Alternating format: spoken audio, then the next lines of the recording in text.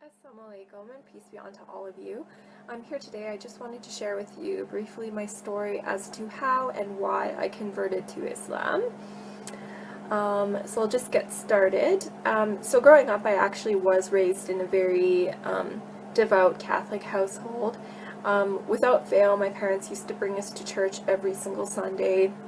We used to practice all of the holidays and celebrate all the holidays in the religious sense. My parents would fast on Fridays.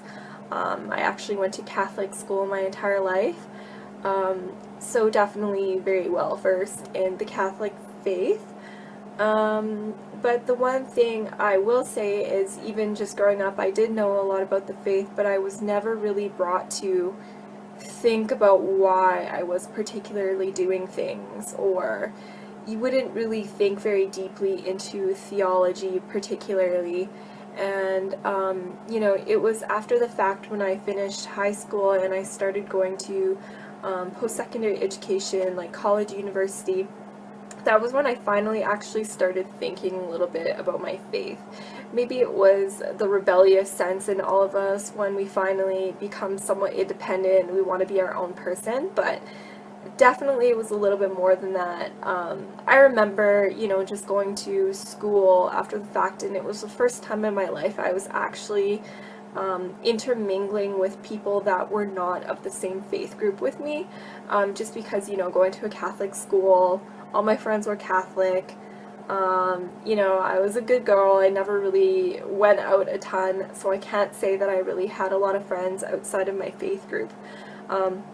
But when I actually went to college, university, I actually for the first time interacted and met, Muslims as an example, and it kind of made me think about my faith in a greater sense. Like, I remember, just going to church and thinking, for the first time in my life, like, we're not supposed to be worshiping idols, so why do we even have, like, statues inside the church that people are praying towards? Or if we're supposed to be praying to the one God, like, why are we praying to the Virgin Mary, or why are we praying to other people and saints when, God is the creator of all things and God is the Almighty?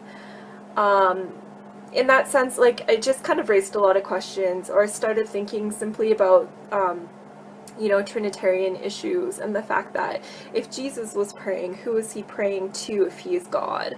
Or why would he be in need particularly? Like, a lot of these things, no matter who I would talk to, wouldn't really have a great resolution. Just to name a couple of other things, like, if God is eternal, then how could God die? Like, I really just couldn't wrap my head around a lot of these issues, and the more research I did, the more I realized that a lot of these theological issues came after the fact, and the pure Christianity was actually Unitarian.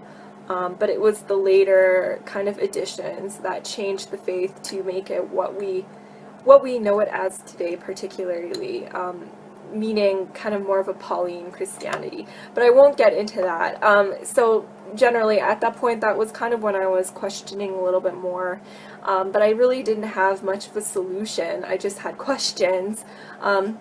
I started kind of looking into agnosticism, just because I figured, if Christianity is wrong and, all of these other religions are quote-unquote polytheistic, and I can't really accept that. They're either polytheistic or they're not particularly religions. They're more kind of like ways of thinking and whatnot. I don't really want to be involved with any of these, and I never really found a good monotheistic solution, but at the same time I wasn't really looking much into religion. But then it got to a point where I actually got in discussion about religion with some Muslims, actually, when I was at school. And I really didn't know much about their faith, to be quite honest. I had all of the stereotypical kind of ideas as to what Islam actually was. The fact that it was terrorist mongering and a violent faith, and you know, they just want to convert everyone by the sword, quote unquote, or, you know, intolerant, they just want to kill everybody that didn't agree with them. You know, very, very shallow kind of ideas as to what this faith was. But the more I kind of started asking questions about it, the more I was kind of finding myself strangely attracted to this religion, basically because of the fact that they believed in the existence of the one God, they believed in God's oneness, they believed in God's eternity, everlastingness, you know, but without all of the mental confusion. It was just, you know, basically belief was broken down into the fundamentals, and it was something that everyone would be able to digest without actually having to do any mental gymnastics. So long story short, I started looking a little bit further into Islam, not really wanting to particularly accept it as my religion, but still attracted to it nonetheless. I started taking a religious studies course where I actually was able to look at Islam from an unbiased, kind of scholarly perspective, and again, I found myself kind of being attracted to it because of its, you know, rationality. And the fact that Islam could meet kind of belief in science halfway. It was rational, sorry, but it had proof at the same time. It wasn't just asking you to believe without any questioning or proof whatsoever. So again, looking into the Quran, I found the exact same thing.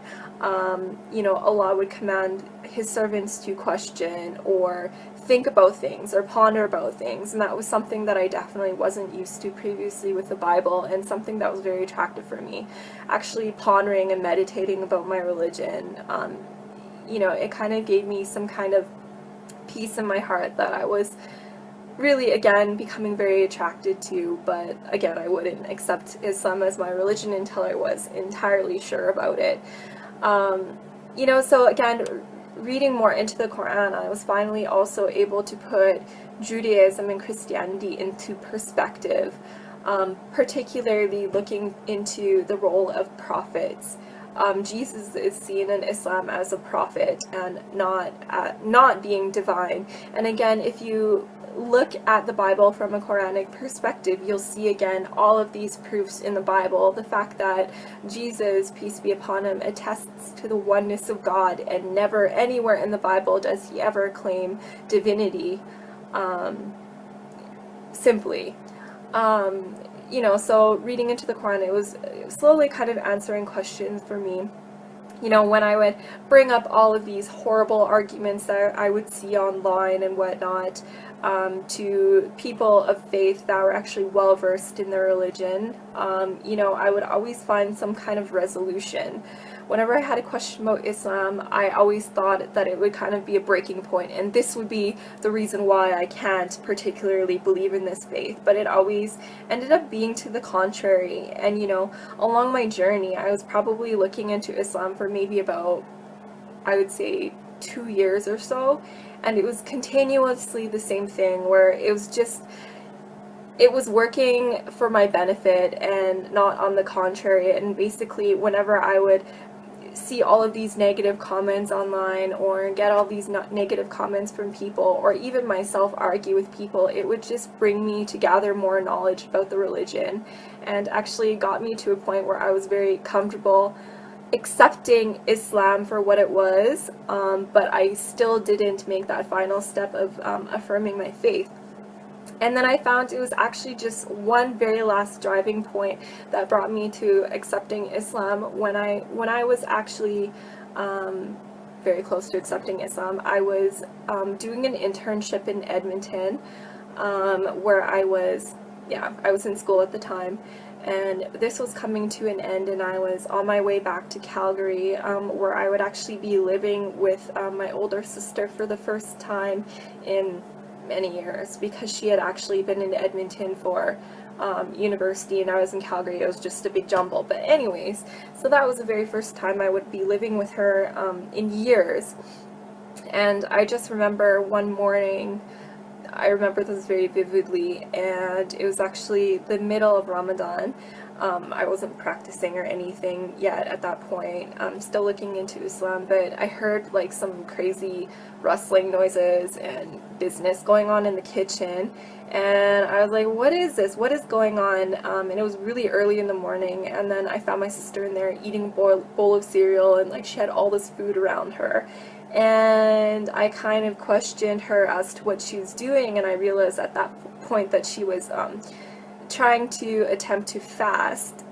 So everything kind of came together at once, and I realized that at the same time when I was looking into Islam, my sister was also, even though we were separately living in completely different cities and didn't talk about religion whatsoever, we were actually going through the exact same thing.